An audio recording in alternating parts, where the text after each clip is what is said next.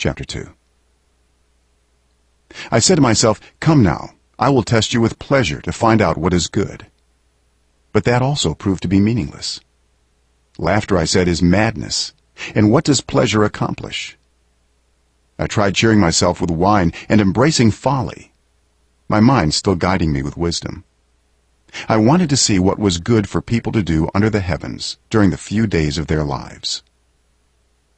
I undertook great projects. I built houses for myself and planted vineyards.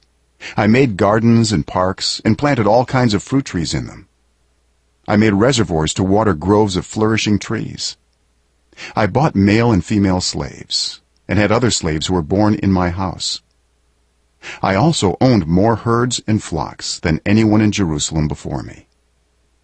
I amassed silver and gold for myself and the treasure of kings and provinces. I acquired male and female singers and a harem as well, the delights of a man's heart. I became greater by far than anyone in Jerusalem before me.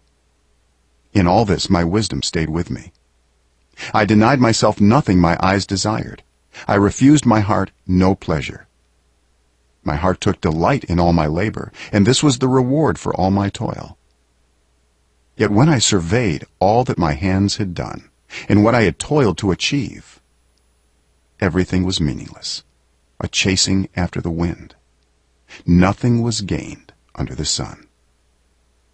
Then I turned my thoughts to consider wisdom and also madness and folly. What more can the king's successor do than what has already been done? I saw that wisdom is better than folly, just as light is better than darkness. The wise have eyes in their heads, while the fool walks in the darkness. But I came to realize that the same fate overtakes them both. Then I said to myself, the fate of the fool will overtake me also. What then do I gain by being wise? I said to myself, this too is meaningless. For the wise, like the fool, will not be long remembered. The days have already come when both have been forgotten. Like the fool, the wise too must die. So I hated life, because the work that is done under the sun was grievous to me. All of it is meaningless, a chasing after the wind. I hated all the things I had toiled for under the sun, because I must leave them to the one who comes after me. And who knows whether that person will be wise or foolish? Yet they will have control over all the fruit of my toil, into which I have poured my effort and skill under the sun. This too is meaningless. So my heart began to despair over all my toilsome labor under the sun. For a person may labor with wisdom, knowledge, and skill, and then they must leave all they own to another who has not toiled for it. This too is meaningless and a great misfortune. What do people get for all the toil and anxious striving with which they labor under the sun? All their days their work is grief and pain. Even at night their minds do not rest.